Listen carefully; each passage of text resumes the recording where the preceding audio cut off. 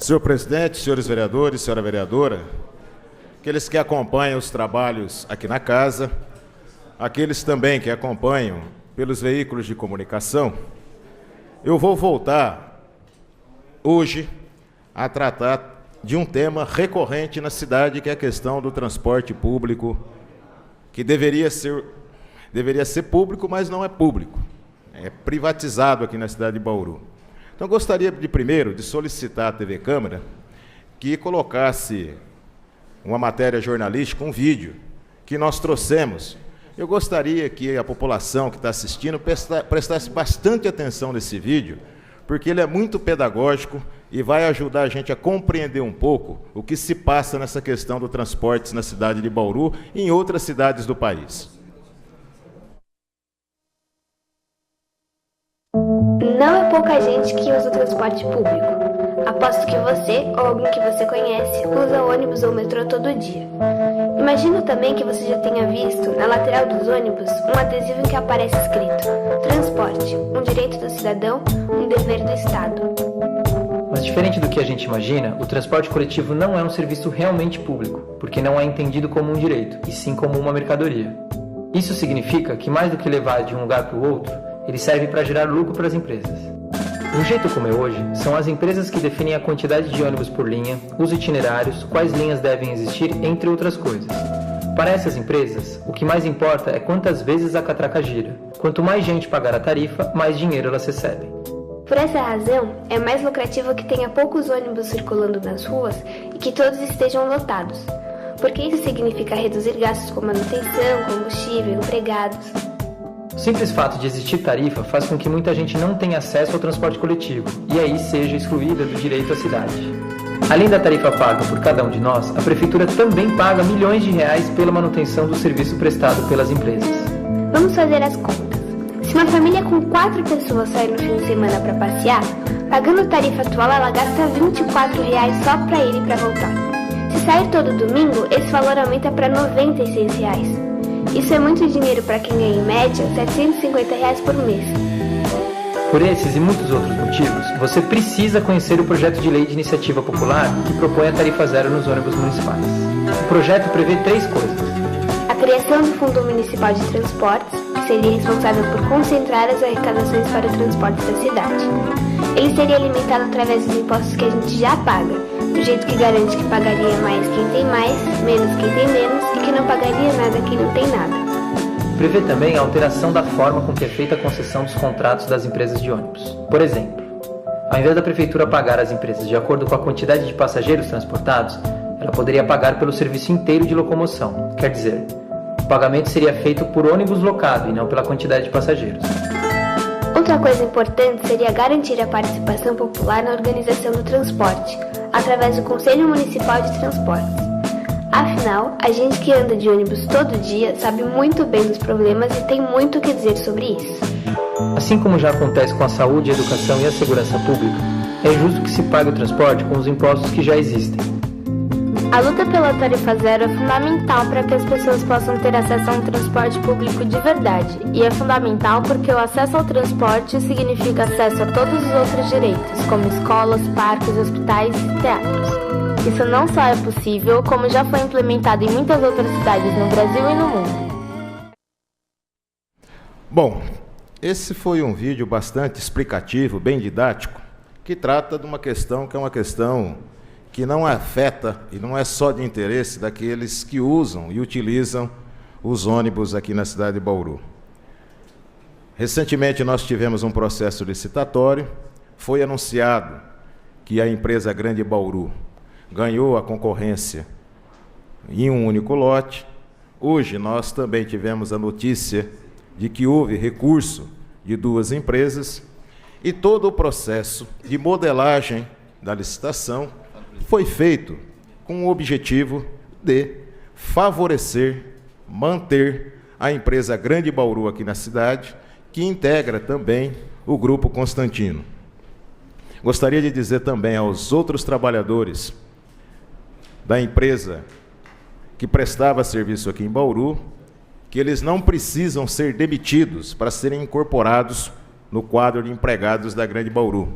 eles podem passar para o quadro de empregados mediante sucessão trabalhista. E mais, seria interessante também que a Endurbe fiscalizasse todo esse processo, porque se houver demissão de empregados, motoristas, trabalhadores de oficina de manutenção, da parte de escritório, isso tem que impactar a tarifa para baixo, porque o fator de mão de obra também é um fator que implica o aumento das tarifas.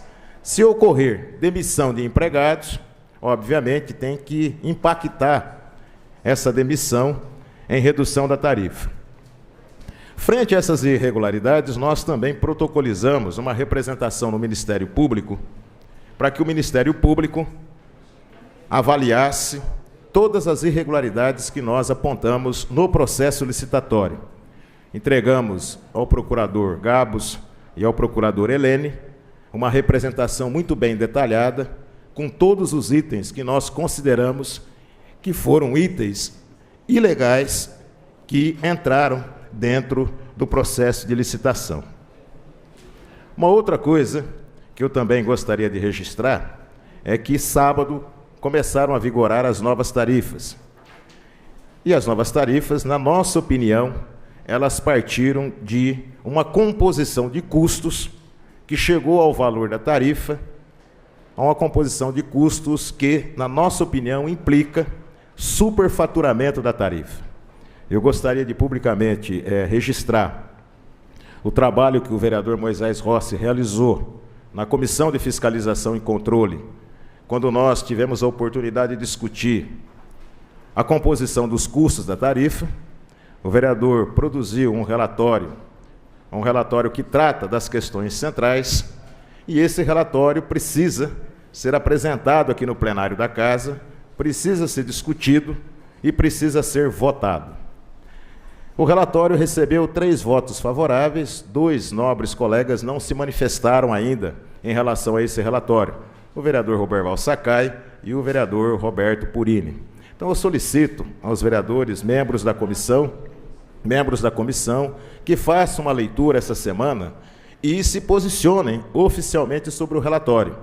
Se aprovam o relatório ou não, se votam a favor ou votam contra. Se votarem contra, que é um direito legítimo dos nobres colegas, né, o relatório poderá ser lido em plenário e submetido a voto para que definitivamente a Comissão de Fiscalização e Controle encerre seu trabalho, porque nós precisamos prestar contas das nossas atividades àqueles que a nós confiaram o mandato.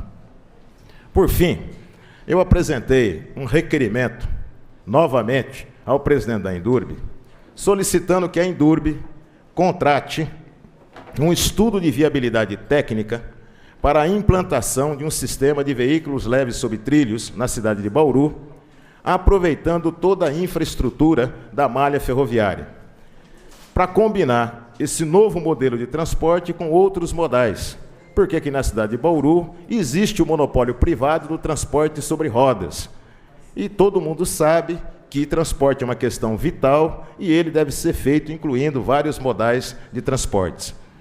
Então, eu espero que a Endurbe e o presidente Unico rapidamente contratem esse projeto, inclusive para que a cidade possa se aproveitar dos recursos disponíveis no governo federal para a implantação desses novos sistemas de transporte, que são sistemas que garantem mais economia, são mais eficientes e transportam um número maior de pessoas.